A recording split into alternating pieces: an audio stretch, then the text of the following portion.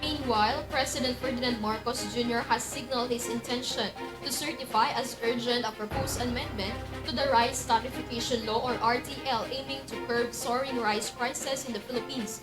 This move could restore the National Food Authority's authority to control rice pricing, providing relief to consumers, especially those with lower incomes.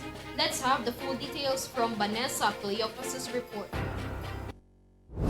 Following the numerous calls from the senator and congressman to amend the Rice Tariffication Law or RTL to restore the National Food Authority or NFA the control over the selling of rice at a lower prices in the country, which would benefit the poor Filipinos, President Ferdinand Marcos Jr. said he will immediately certify as urgent the revision of the RTL.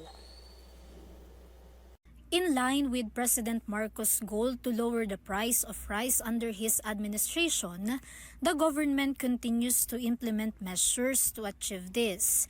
This includes amending the Rice Tariffication Law, which is currently progressing in Congress. In an interview, President Marcos said he would immediately certify as urgent the proposed law amending the RTL and NFA Charter. In this, the return control of selling rice at lower prices to the National Food Authority or NFA.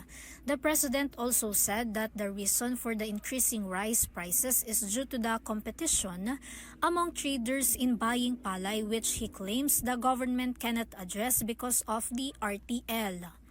Therefore, the chief executive emphasized the importance of certifying as urgent the amendment to provide consumers with fair prices in the market. For the Department of Agriculture or DA, their solution to the continuous decrease in rice prices is the sufficient supply of fertilizer provided to farmers, as well as improved post-harvest and more irrigation in the country. If implemented, this could possibly lower rice prices by up to 30% over the next 3 years, according to Agriculture Secretary Francisco Laurel Chu Jr. during the hearing of the Committee on Agriculture and Food on the RTL. It can be recalled that House Speaker Martin Romualdez first stated that the House aims to finish the RTL review by June of this year, which could potentially reduce rice prices by up to 10 pesos to 15 pesos per kilo. Calls for amending the RTL were first criticized by Senator Cynthia Villar, which is the chairman of the Senate Committee on Agriculture, who claimed that they know nothing about the RTL. She also mentioned that the reason NFA was stripped of its authority to sell cheaper rice is because of corruption. The Rice Tariffication Law was enacted under the leadership of former President Rodrigo Roa Duterte in 2019.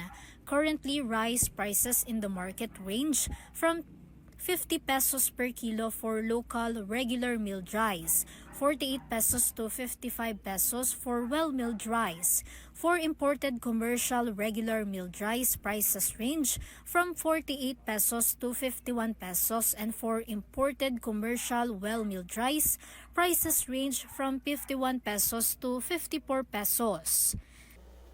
This is Vanessa Cleopas for EuroTV News.